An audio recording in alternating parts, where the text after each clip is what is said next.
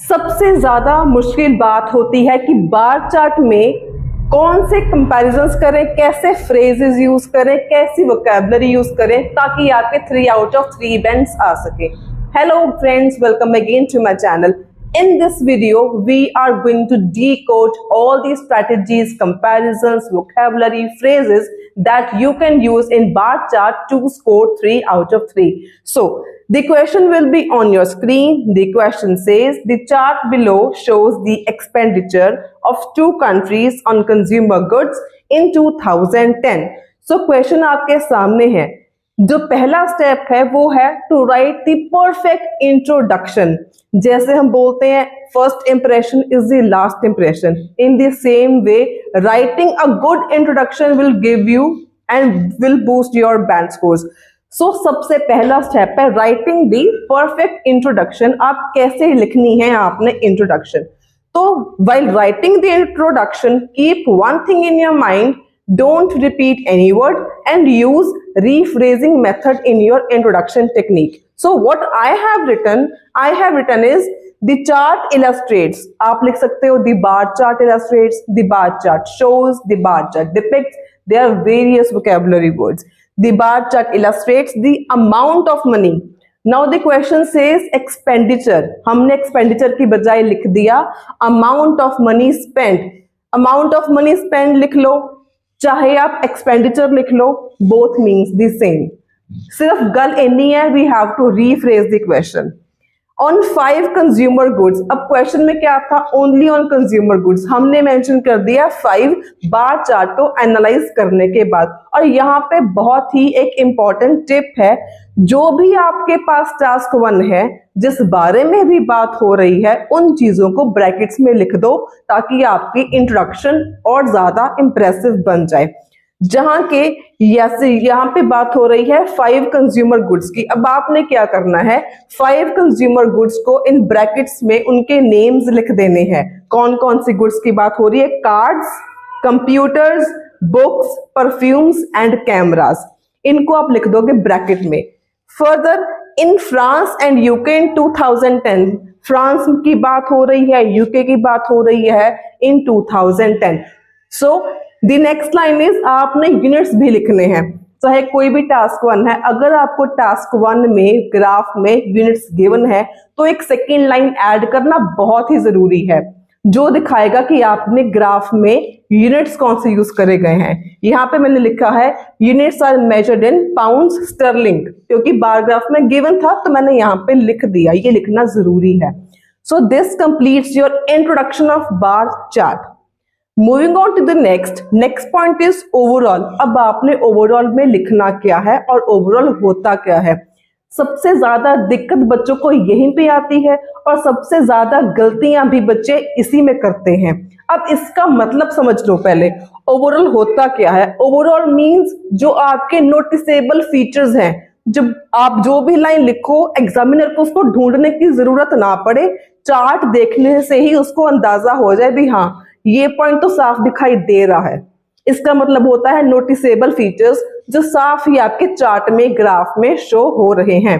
For example, अगर आप देखो ऑरेंज वाली सब सारी ऊपर है, तो ऑरेंज वाला क्या है, यूके है। तो मैंने क्या लिखा, the UK spend more money on consumer goods than France.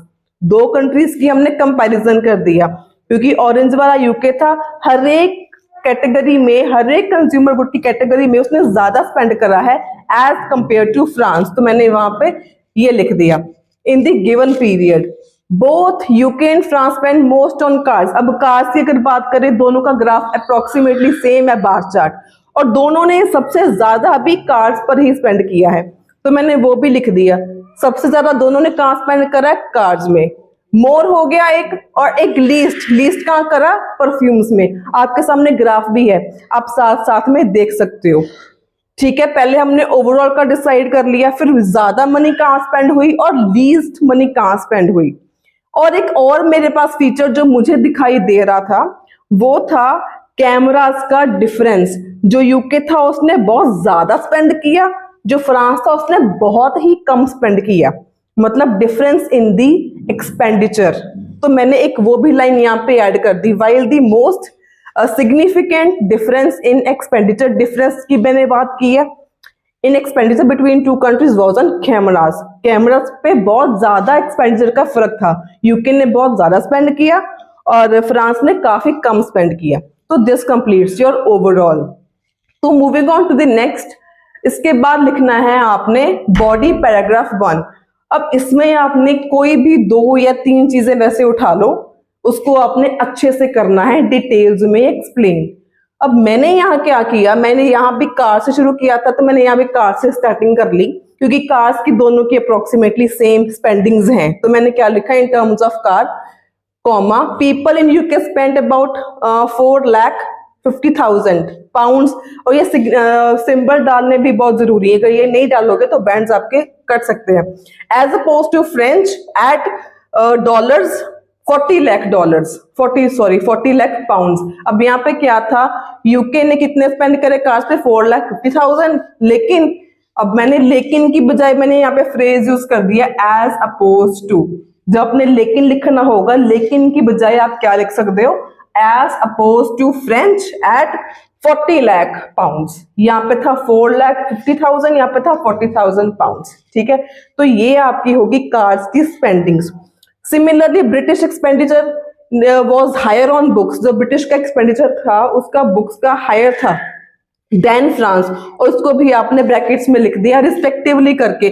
और ये सेंटेंस आप हर एक टास्क 1 में डाल सकते हो, रिस्पेक्टिवली वाला। ये कहाँ पे यूज होता है, जहां पे आपके दोनों की कुछ खास डिफरेंस नहीं है, या हाई है या लो है, वहां पे आप रिस्पेक्टिवली करके लिख सकते हो। ठीक है, जैसे फ्रांस का हाई था और यूके का कम था, उसको मैंने लिख दिया was higher on books than France. ठीक है, तो नेक्स्ट आ गया हमारा ऑन कैमरास का। जैसे हमने इसमें भी कैमरास का मैंने लिखा ओवरऑल में, तो मैंने कैमरास का ले लिया। In UK the expenditure on cameras was over double. Over double means double से भी ज्यादा था than France which was only this. अब मैंने क्या लिखा, यहाँ पे है 3,50,000, यहाँ पे है 1,50,000। अगर हम इसका डबल करें ये बनता है 30 एग्जैक्टली, तो ये 30 से ज्यादा है, 35 है, तो इसलिए मैंने यूज किया वॉज ओवर डबल। अब इसमें कुछ बातें, 2 चीजें हैं बहुत ज्यादा ध्यान रखने वाली।